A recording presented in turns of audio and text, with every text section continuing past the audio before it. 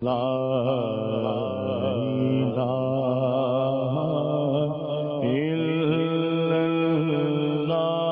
اللہ لا الہ۔ اللہ تبارک و تعالی نے سورۃ البقرہ میں یہ ارشاد فرمایا،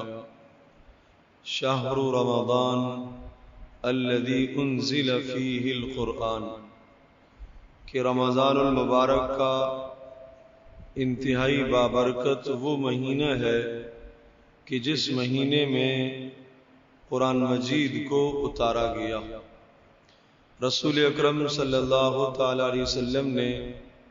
آسمانی کتابوں کی تفصیل بتاتے ہوئے یہ ارشاد فرمایا کہ یہ وہ مبارک مہینہ ہے کہ جتنی بھی آسمانی کتابیں اتری ہیں اور جو صحیفے چھوٹی چھوٹی کتابیں اتری ہیں وہ ساری کی ساری اس مبارک مہینے میں اتاری گئی۔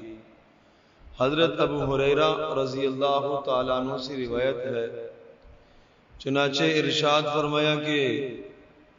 رمضان المبارک کی 3 تاریخ کو اللہ تبارک تعالیٰ نے حضرت ابراہیم علیہ السلام پر صحیفے اتارے تھے، اور رمضان المبارک کی 6 تاریخ کو اللہ پاک نے حضرت موسیٰ علیہ السلام کو تورات عطا فرمائی، اور رمضان المبارک کی 13 تاریخ کو اللہ پاک نے حضرت داؤد علیہ السلام کو زبور عطا فرمائی تھی، اور رمضان کی 17 کو اللہ پاک نے حضرت عیسیٰ علیہ السلام کو انجیل عطا فرمائی تھی، اور رمضان المبارک کی 27ویں شب کو اللہ پاک نے قرآن مجید کو اتارنا شروع کیا۔ تو غرض یہ کہ انتہائی مبارک مہینہ ہے، آسمانی ساری کتابیں اللہ پاک نے اسی مہینے میں اتاری، اور یہ اس مہینے کی اہمیت اور اہتمام کی طرف اشارہ ہے۔ پھر یہ جو لفظ رمضان کہا جاتا ہے، رمضان کا معنی ہے پگھل جانا، جھلس جانا۔ تو اس لفظ کی کیا مناسبت ہے؟ اس کا نام رمضان اس لیے رکھا گیا کہ عرض کر رہا ہوں کہ رمضان کا معنی ہے پگھل جانا، جھلس جانا، ختم کر دینا، آگ کا لگ جانا۔ تو گویا کہ آدمی اگر روزوں کا اہتمام کرتا ہے اس طرح سے جس طرح سے رسول پاک صلی اللہ علیہ وسلم نے آداب بتائے ہیں، جس طرح سے حضرت صلی اللہ علیہ وسلم نے روزہ رکھ کر اپنی امت کو دکھایا ہے، ان تمام اصولوں کی، ان تمام ضابطوں کی رعایت رکھ کر اگر ایک آدمی روزہ رکھتا ہے تو اس رمضان میں یہ تاثیر اور طاقت ہے کہ اس کے سارے گناہ جلس جاتے ہیں، اس کے سارے گناہ جل جاتے ہیں، ختم ہو جاتے ہیں۔ یہ رمضان المبارک گناہوں کو پگھال دیتا ہے۔ تو اس لیے رسول پاک صلی اللہ علیہ وسلم نے یہ بھی ہمیں بتایا کہ ہذا شہر اللہ، یہ اللہ کا مہینہ ہے، اس مہینے میں بندے کا تعلق اللہ پاک سے قوی تر ہونا چاہیے، اس لیے کہ اللہ پاک نے اس مہینے میں طے کیا ہوا ہے کہ اس نے اہل ایمان کے گناہوں کو بخشنا ہے، اس نے اہل ایمان کے گناہوں کو معاف کرنا ہے، اس نے اہل ایمان کے گناہوں کو دھونا ہے۔ تو جب ضابطہ یہ آ گیا، بات یہ آ گئی کہ رمضان کا معنی ہی ہے دھونا، رمضان کا معنی ہی ہے جھلسانا اور جلس جانا، تو اس میں انسانوں کے گناہ جلستے ہیں، جل جاتے ہیں، ختم ہو جاتے ہیں، لیکن شرط یہ ہے کہ ان پابندیوں کے ساتھ آدمی روزہ رکھے جو پابندیاں نبی پاک صلی اللہ علیہ وسلم نے ہمیں بتائی ہیں۔ پھر حضرت صلی اللہ علیہ وسلم نے یہ بھی بتایا کہ رمضان المبارک کا جو مہینہ ہے یہ غمخواری اور مواسات کا مہینہ ہے۔ غمخواری کا مطلب اپنے مسلمان بھائی کے بارے میں فکر کرنا، کہ اس کی ہر اعتبار سے کفالت اور نگہداشت کرنا۔ اگر آپ دیکھتے ہیں کہ اس مبارک مہینے میں کوئی ہمارا مسلمان قرضے میں پھنسا ہوا ہے اگر اللہ پاک نے استطاعت اور طاقت دی ہے تو اسے جا کے اس قرضے سے چھڑایا جائے. اس کی گردن جہاں قرضے میں پھنسی ہوئی ہے، غم اس پر سوار ہیں، بوجھ اس پر سوار ہیں، اس مبارک مہینے میں جا کے اس کے ساتھ تعاون کیجئے اور اس کو اس غم سے نجات دلائیے. اسی طرح سے اگر آپ دیکھتے ہیں کہ کوئی اور آدمی ہے قرضے میں تو نہیں پھنسا ہوا، کوئی اور پریشانی، گھریلو پریشانی کا شکار ہے، کوئی اور اس کے اوپر سخت صدمہ اور غم آیا ہوا ہے، تو آپ چلے جائیں اور جا کے اس کے ساتھ 2 تعزیت کے کلمات، 2 مبارک بول دیں کہ جس سے اس کا دل بھل جائے اور اس کے دل کے اندر سکون پیدا ہو جائے. تو اس لیے ارشاد فرمایا کہ یہ مواسات اور غمخواری کا مہینہ ہے. اور عجیب بات یہ بھی آپ جانتے ہیں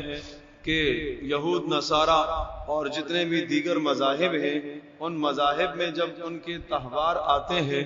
اور ان کے عظمت والے دن آتے ہیں تو ان دنوں میں وہ منافعوں کو چھوڑ دیتے ہیں. ان کے شرح منافع کم ہو جاتے ہیں، بہت معمولی منافع لیتے ہیں.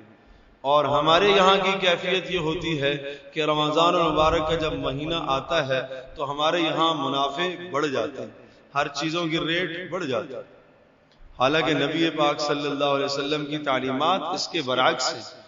آپ علیہ السلام کی تعلیمات تو اس کے خلاف ہیں. آپ نے تو یہ بتایا کہ یہ غمخواری کا مہینہ ہے، یہ تو مواسات کا مہینہ ہے، یہ تو ایک دوسرے کے کام آنے کا مہینہ ہے کہ پورا سال 11 ماہ انسان اپنی ذات کے لیے کرتا رہا، کماتا رہا. اب ایک مہینہ یہ تو شہر اللہ ہے، یہ تو اللہ کا مہینہ ہے. اس مہینے میں انسان جو کمائے وہ بھی اس کی یہ نیت ہوگی کہ اس کمائی کو میں کر کے اللہ کے بندوں پر میں خرچ کروں گا. اور پھر خرچ کرنے کی جو رسول پاک صلی اللہ علیہ وسلم نے صورتیں بتائی ہیں، وہ ایک صورت یہ بتائی ہے جیسا کہ صدقۃ الفطر کے متعلق آپ نے بتایا. ارشاد فرمایا صدقۃ الفطر طہرۃ للصائم وطعمۃ للمساکین. یہ جو آپ فطرانہ ادا کرتے ہو، ارشاد فرمایا اس کے 2 فائدے ہوتے ہیں. دیکھو جب بھی آپ فطرانہ ادا کریں گے تو ان 2 فائدوں کو ذہن میں رکھ کے فطرانہ آپ ادا کیجیے. پہلا فائدہ ارشاد فرمایا کہ یہ ہے کہ روزہ رکھ کر آپ سے بے شمار لغو کام ہو گئے ہوں گے، بے شمار آپ نے غیبت بھی کر لی ہوگی، کان غلط استعمال ہو گئے ہوں گے اور آنکھیں بھی غلط استعمال ہو گئی ہوں گی. یہ جو روزے کی حالت میں گناہ ہو گئے ہیں، ارشاد فرمایا کہ یہ صدقۃ الفطر یہ اس گناہ کا کفارہ بن جائے گا. تو پہلا فائدہ صدقۃ الفطر کا یہ ہوا کہ جو آدمی گناہ کرتا ہے ان گناہوں کا کفارہ ہے.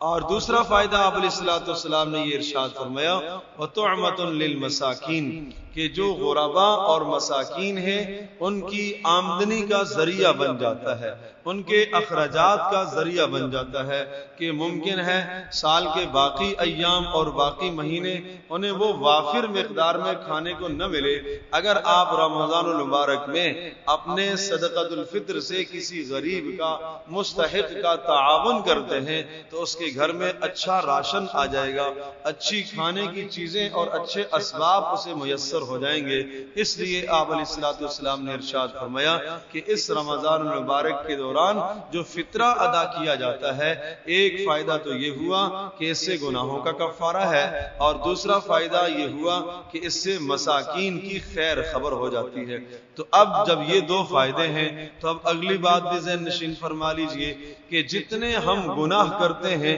اسی حساب سے ہم صدقۃ الفطر بھی ادا کریں.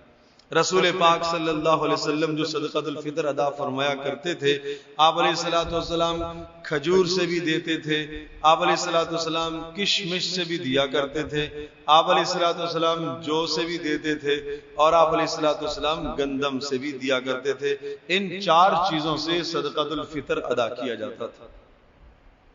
اگر گندم سے دیا کرتے تو 2 کلو فی آدمی کے حساب سے آپ علیہ السلام صدقۃ الفطر نکالا کرتے تھے. اور جو باقی 3 چیزیں گنوائی ہیں، جو بھی ہے، کھجور بھی ہے، کشمش بھی ہے، یہ ساری تینوں کی تینوں چیزیں یہ آپ علیہ السلام جب ان سے صدقۃ الفطر ادا کیا کرتے تھے تو وہ 4 کلو صدقۃ الفطر دیا کرتے تھے ایک آدمی کے حساب سے. یوں سمجھ لیجئے کہ حدیث میں جو الفاظ ہیں ارشاد فرمایا کہ